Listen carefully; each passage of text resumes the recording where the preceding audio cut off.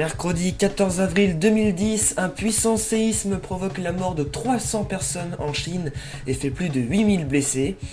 50 morts en Inde en raison de fortes chaleurs avec des températures dépassant souvent les 40 degrés. Et enfin, comme d'habitude, on finira ce journal avec les températures observées ce mardi 13 avril dans le Grand Ouest. Un violent séisme de magnitude 6,9 sur l'échelle de Richter, selon l'USGS, a frappé le sud de la province centrale du Qinghai à 23h49 heure UTC. L'épicentre a été localisé à environ 595 km au sud-ouest de Xining en Chine et à 592 km au nord de Passigat. Le séisme a été suivi de plusieurs répliques situées entre 4 et 6 sur l'échelle de Richter. Au moins 300 personnes ont été tuées et de nombreuses autres personnes ont été ensevelies sous les décombres. On parle également de plus de 8000 blessés. La radio nationale chinoise a déclaré que 90% des foyers de la région peu peuplée, où vivent principalement des agriculteurs et éleveurs, se sont effondrés, mais que les écoles et bâtiments publics sont restés debout.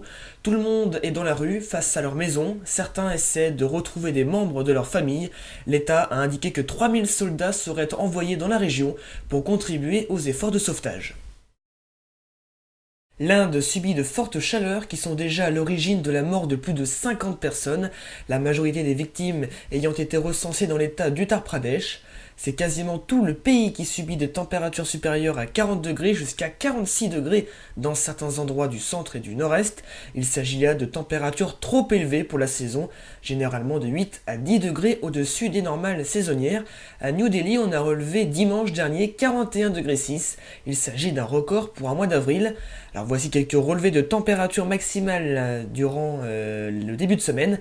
45 degrés 2 à Bankura, 45 degrés à Jharsuguda, 44,7 à Jamshedpur, 44 degrés 4 à Dalton Gadge, 44 degrés 3 à Hisar et 44 degrés 2 à Gaya. Mais c'est aussi quasiment tout le sud de l'Asie qui chauffe en ce moment avec des températures souvent de 4 à 10 degrés au-dessus des moyennes saisonnières. En Thaïlande, les températures dépassent les 40 degrés sur la moitié nord du pays. On a relevé 42 degrés 6 à Toen, 41 degrés 4 à Mae Hong Son, 41 degrés 2 à Phrae, 41,1 à Sukhothai. Au Myanmar, 43 degrés 8 à Nyongyu, 43 degrés 6 à Moniwa, 42,8 à Mandalay, 41 degrés à Mekitila et à Prom. Et enfin au Pakistan, 45 degrés 5 à Noabsha, 43 degrés 5 à Rohri, 43 degrés 5 également à Jagobabad, tout comme à Bahawalganar. En Iran, notamment dans le sud-est du pays, la station de Shah Baharar a indiqué 50 degrés 1 au maximum de la journée ces dernières 24 heures. Comme d'habitude, en fin de journal, un petit coup d'œil sur les températures relevées ce mardi 13 avril. Elles étaient globalement autour des normales de saison, à quelques degrés près, avec 9 degrés à Dieppe, 13 en Anjou, tout comme sur le pays nantais, et 14 degrés dans le sud. Mais je vous rassure, les températures vont augmenter beaucoup plus sensiblement, notamment à l'approche du week-end.